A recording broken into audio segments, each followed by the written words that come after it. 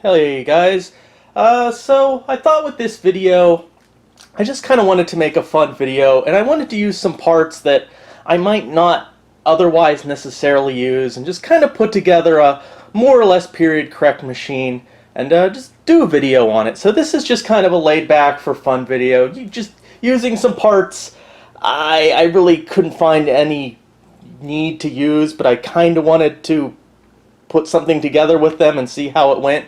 And this is the product of that. Now, this is a period correct build, I would say 1998-ish, give or take a couple years. I believe the case is later, and probably some of the CD drives, maybe even the hard drive, but it's nothing that really affects the performance of this machine. So the key parts of this machine are really from around 98. So I'm just going to go over the parts, what I built here, and then we're just going to look at a few benchmarks, not too many benchmarks for this video, and then we're just going to look at some game footage. I did a lot of game footage of just different games running on this machine. So what is this machine? We're going to take a closer look here.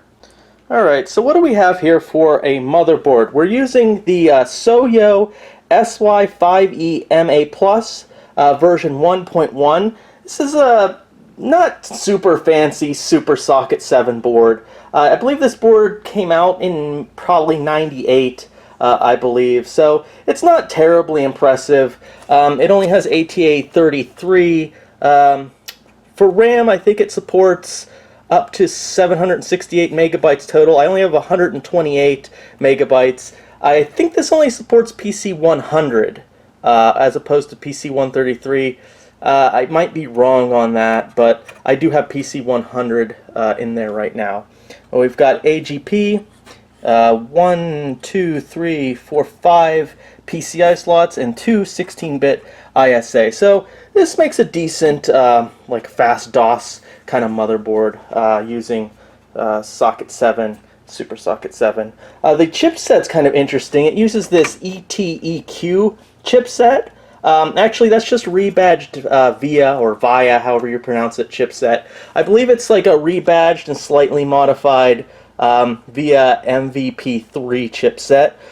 From what I've read, you can't actually use the VIA chipsets. You have to use the Soyo ETEQ chipset drivers for this board, even though it's basically just a rebadged chipset.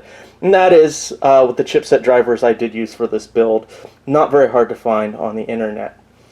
Now you can't really see it because it's under this heat-sink and fan, but I'll try to put up some video I took of it earlier on right now. But the CPU I decided to go with is a Cyrix M2 CPU, the 366. I think it's a GP366. Yeah, I know I'm using an AMD heatsink and fan. Makes me feel a little bit dirty and strange, but it's what I had. But yeah, I just wanted to go with the Cyrix. I didn't have a whole lot of luck with the Cyrix 6X86 I used in my IBM PC350. I did a video on that not too long ago, and I had a lot of issues with that CPU, different incompatibilities. So I just wanted to see how the later one did. So yeah, the Cyrix M2 366. Now, performance-wise, it's not really a stellar CPU. From what I've read, reviews and different people commenting on it that have used the CPU, I should expect performance around Pentium 2 233 megahertz, give or take. So yeah, not super impressive. I believe it runs on a 100 megahertz front-side bus, and it has a 2.5 multiplier, I believe. So yeah, pretty weak FPU in it as well. Probably, I think it's weaker than the AMD equivalents, and definitely much weaker than the Intel equivalents. So yeah, it's going to be interesting to see how well that CPU holds up. So let's move on to the other parts in this build. Okay, so the first thing I just want to note really quick is just kind of used a generic SIG controller to add some faster USB and add some more USB ports to this build. So doesn't have really any relevance into the speed or performance, but I did use that as an add-on card and it worked just fine.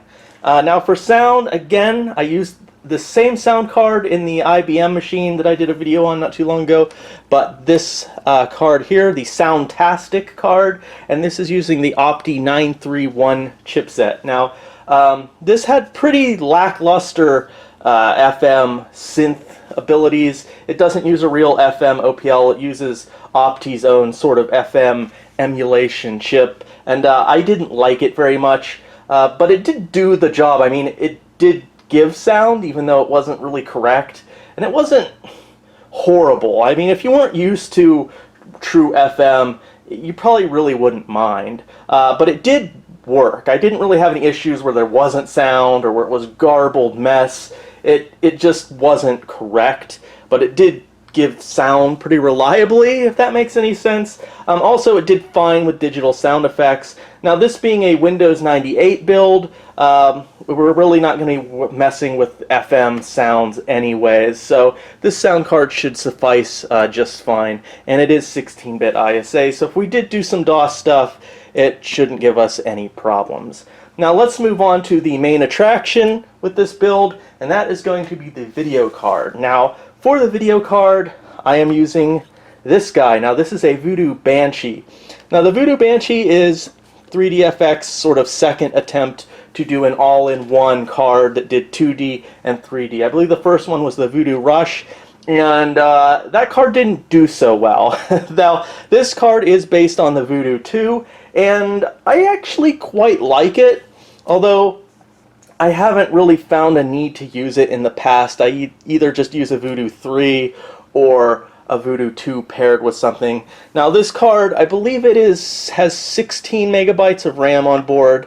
This is the Maxi Gamer Phoenix. I can't pronounce the name of the company that made this one. Guillemette, let me see here. Guillemette Corporation.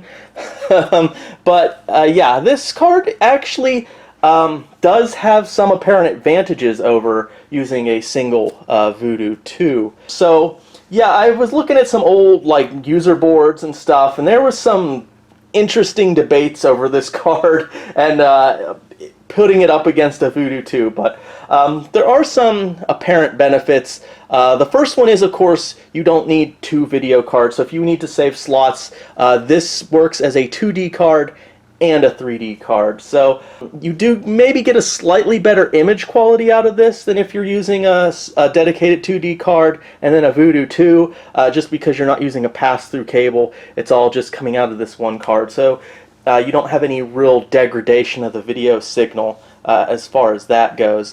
The other plus with this is it is clocked slightly faster than a Voodoo 2. I believe 10 megahertz maybe. I think the Voodoo 2 might be 90 megahertz, and this is clocked at general at 100 megahertz. So it does have a slight speed advantage. Don't quote me on those numbers. The Voodoo 2 might be clocked a little bit lower than 90. I'm not 100% sure, but this is at stock clocked higher than a Voodoo 2.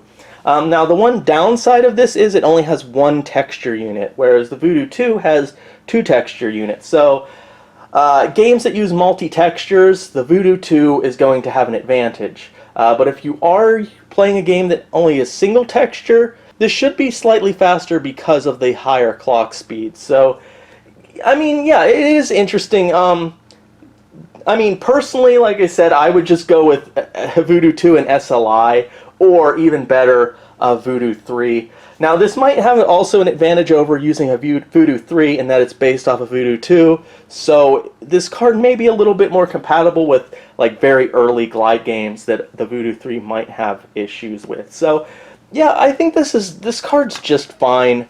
It's just fine to use if you have one. I quite like it, but I can see where it really doesn't really have much of a place with people really either wanting to use a Voodoo 2 or Voodoo 2 and SLI, or usually a Voodoo 3. Voodoo 3s are kind of like the go-to all-around jack-of-all-trades Voodoo card. So the Voodoo Banshee really kind of gets left behind, but that's why I wanted to do this build, because I wanted to use this card. Now this should be pulling a lot of weight in our test, since the Cyrix MII-366 is pretty weak CPU. So this is probably going to pick up a lot of slack when it comes to gaming and 3D accelerated games.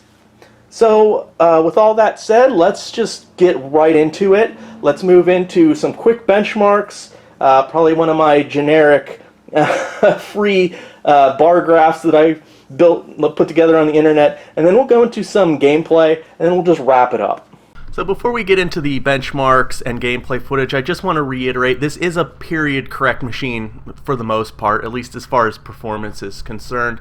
And we're not looking at the top speeds of either the GPU or the CPU. So we're not eliminating bottlenecks here. We're not looking at what the Banshee is fully capable of, or even the Cyrix MII-366 GP. This is just a look at this machine as it would have performed all the parts together around the year 1998. So just keep that in mind. We're not getting rid of benchmarks. This is period correct, and we're not looking at any one part specifically, but all of them working together as if it was around the year 1998.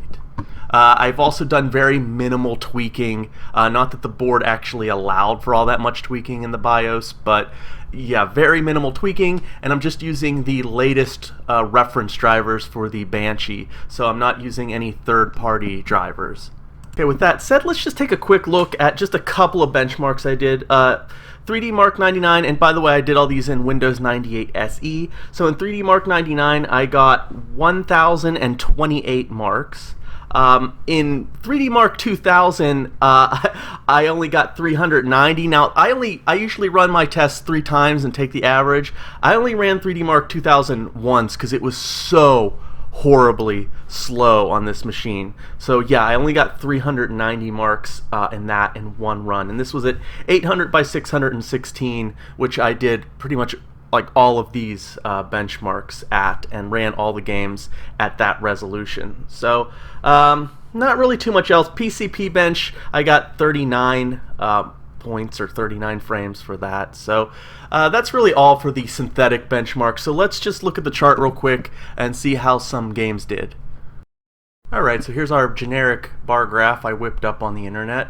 So PCP bench in Windows, I got 39, GL Quake 47, Quake 2 26, and Quake 3 21. And as the Quakes got newer, the numbers went down, but I have to say none of them were completely unplayable. I mean, back in the late 90s, I had a early Pentium, an AST machine. It had built-in Trident. I played a lot of games with these, what would be considered now very suboptimal frame rates, and I still had fun. So you got to remember, just because it's under 30 frames per second doesn't necessarily mean the game is completely unplayable. I mean, yeah, it is suboptimal, especially looking back as a retro gamer in the year 2018 or whatever. But really, back in the day, you could still play at these speeds. I did a few benchmarks here in DOS. Doom did very well with 113 FPS, very good there. And then Quake in software mode in DOS, I got 46, so that's pretty respectable. I mean, you would expect it higher for a 98 machine maybe, but that's still completely playable. So that's my chart and some of the benchmarks. So let's just go look at some gameplay footage. So before we get into gameplay footage, I've probably shown you guys this before in the past, but that guy down there, that is my computer I use for the video capturing. Now, in my previous videos, probably for the last good while, the sound when I do game captures hasn't been great. Now, I'm not really a whiz when it comes to this stuff. This is my hobby. My main job actually has nothing to do with technology or information technology or anything like that. So I don't know why the sound is so sort of garbled in my captures. So I In this video, I actually used the AverMedia card since it was higher resolutions and it was Windows as opposed to DOS. And using the AverMedia, the sound quality actually, it was a little bit better than when I was capturing DOS, but I can't figure out why I just can't get it to be clear. I suspected maybe it was the volume, that all my volume in was maybe too high and it was distorting things. So across the board, I cut all my volume settings everywhere down 50%. And the sound is still distorted, although, again, not as bad as in the previous video using other software. When I'm capturing DOS, I usually use Virtual Dub or OBS, along with the capture card in there, and I don't know why the sound is messed up. So, again, I don't know, I hate that I have to keep doing this, but I apologize for the fairly crappy sound quality. This machine is really due for an overhaul anyways. I'm going to try some different things. I'm going to try just to install a sound card and run the audio through that and capture it that way as opposed to the built-in sound. So maybe there's a hardware problem, and if that doesn't fix things, I'm probably just going to replace this machine anyways with another build, probably a better build for capturing, and see if a whole new setup fixes the sound problem. Now, if it's a software issue, I don't know, because I've tried all the different settings, but I just wanted to make that point again, that I apologize for the sound quality issues.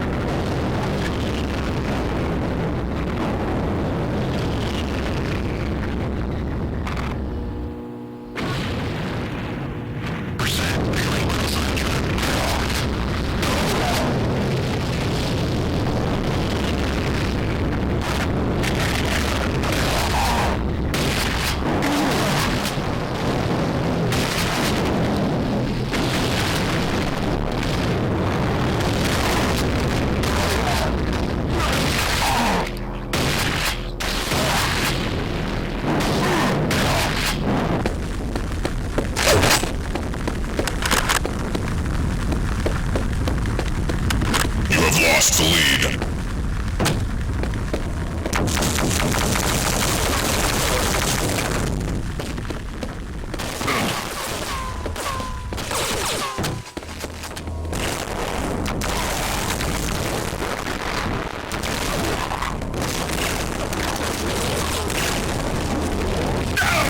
We're tied for the lead.